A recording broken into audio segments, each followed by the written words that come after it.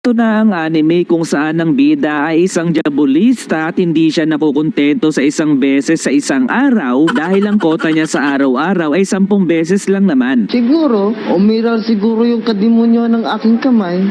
Gumalaw. Ito na ang oras ni Manyakol Jan Nakor kung saan kamag-anak niya si Mang Kanor upang maging bida ngayon. Sa oras na ito ay nagjajabol si Jan at magugulat ka talaga dahil ito na ang pangwalo niyang pagjajabol habang nakatingin sa isang magazine. Subalit habang nakatingin ito ay biglang lumiwanag ang magazine na kanyang pinagjajabolan. Ngunit hindi pa rin natinag si Jan dahil wala daw siyang pakialam sapagat mas mahalaga daw ang kanyang pagjajabol. Doon ay humiyaw si Jan na para bang nagsusuper saiyan na sa lakas at sa kanyang pagdilat ay nakita niyang nasa mukha na ng babae ang kanyang gravy na puti. Nagulat din siya dahil napapalibutan na siya ng mga halimaw at wika ng babae ay matagumpay daw niyang naisamo ng hero at masaya daw siyang makita ito. Ayon daw sa legend ay kailangan lamang niyang kainin ng puting gravy at doon nga ay biglang nagkaroon ng kakaibang lakas ang babae at madaling natapos ang mga halimaw. Pinaliwanag nila na ang kanilang mundo ay malapit ng masira dahil sa Demon King at kailangan nila ang hero na siyang ating bida upang mailigtas ang mundo. Nagpakilala ang mga babae kay Jan at sinabing ang kapalaran ng mundo ay hawak ng ating bida pero sa isip ni Jan ay takot daw siya sa mga halimaw subalit kasama naman daw niya ang magagandang dilag na ito kung kaya't pumayag na rin siya sa gusto ng mga babae. Handa nang matulog si Jan sa gabing ito at biglang dumating ang mga babae upang sabihin na kailangan nila ang lakas ni Jan sa pamamagitan ng kanyang puting gravy upang mabigyan sila ng kalakasan. Wika ng elf ay maniwala man daw o hindi si Jan ay kailangan pa rin daw nitong tumulong at nagulat ito dahil kahit wala pa silang ginagawa ay tayong-tayo na agad ang torpedo ni Jan. Maaari daw na hindi kaaya-aya kay Jan ang kanilang gagawin pero gagawin daw nila ito para sa kapayapaan ng mundo kung kaya't ang elf ay nagsimula ng bombayin ang torpedo ni Jan sa mga oras na yon. Nagsabay-sabay ang tatlo upang lagyan ng sapot ang torpedo ni Jan at pagpasensyahan na raw sila kung hindi pa sila masyadong magaling sapagkat unang beses pa lamang nilang itong gagawin. Hindi na nakayanan ni Jan ang matinding ligayang kanyang nararamdaman kung kaya't binugan niya na ang puting sarsa samantalang ang elf ay nagmadaling sinalpak ang kanyang bunganga at doon na din niya naramdaman ang matinding lakas na dumadaloy sa kanyang katawan. Sinalpak na din ng dalawang babae ang kanilang bunganga sa torpedo ni Jan at dumadaloy na din sa kanilang matinding kalakasan subalit ang elf ay nakaramdam ng matinding init sa kanyang perlas at sinabing kahit ayaw rin daw niyang makipagkadiyutan ay gagawin niya daw ito para sa kanilang mundo. Naramdaman din ng dalawa ang init na hindi nila maintindihan kung kaya't ang elf ay sinalpak na ang torpedo sa kanyang perlas samantalang ang isang babae ay sinalpak na din ang kanyang perlas sa mukha ni Jan. Nanonood lamang ang nani sa ginagawa ng tatlo at hindi nagtagal ay nilabas na din muli ni Jan ang puting gravy sa perlas ng elf. Nang makita ito ng nani ay nagmadali itong sinunggaban si Jan dahil gusto rin daw niyang maranasan ang torpedo nito kung kaya't doon ay pinag-aagawan na si Jan ng dalawa subalit ang pinili niyang salpakan ng kanyang torpedo ay ang babaeng may pulang buhok. Ginugyog ng niyugyog ni Jan ang babae hanggang sa maarok nito ang ligaya ngunit si Jan ay hindi pa